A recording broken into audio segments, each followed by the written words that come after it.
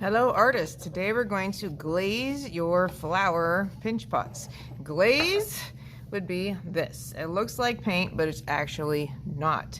When you brush it on with your paintbrush, it's going to dry very fast. It's going to look kind of powdery and very pastel. It'll be really light in color for the most part, because these things, when they go back in the kiln, are going to melt, and they will cover this in a glass-like coating. When we're glazing, you can use whatever colors your heart desires, but we are not mixing colors at all in this tray. And you'll either have a tray that has a lid with an answer key. It's in the order that the colors are. Because when these melt, they change colors. For example, this really dark one here, after it melts in the kiln, becomes this light brown color that you see. Or this one that looks pink, it is not pink. It will be clear. And that only goes on things that are white. Most of you probably won't even need it. Probably won't even need the clear. So we check our answer key here if you have one, or I will have some kind of answer key that stays on my desk that shows you what the colors look like after they've been fired. When you're working, if the glaze looks a little dry, then it's okay to get your brush a little wet first and stir it gently. It's going to be kind of thick. That's just how they're made. And brush.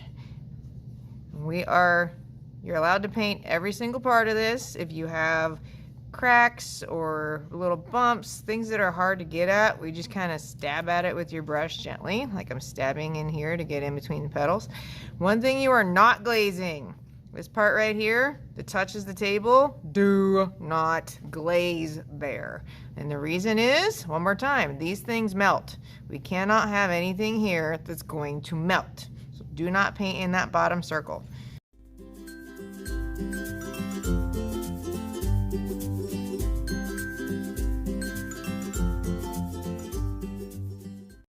When I'm ready to paint the back side, we can just turn it upside down. One more time, remember, do not paint the part that sits on the table. So I'm going to start off painting a circle around it, so I know not to go there.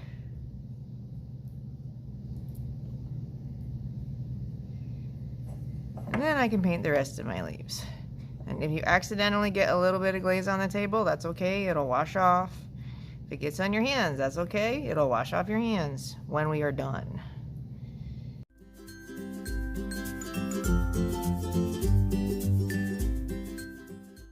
Checking, making sure I got all the white spots to disappear except for this very bottom part. If I didn't, I can go back and fill those in. And when you're ready to change colors, scrub-a-dub-dub on the bottom of your cup really well, because glaze is very thick. And then wipe on the sponge. If this is changing colors, your brush isn't clean and it needs to go back in the cup for some more scrubbing. Then we dry on the sponge and switch to your next color.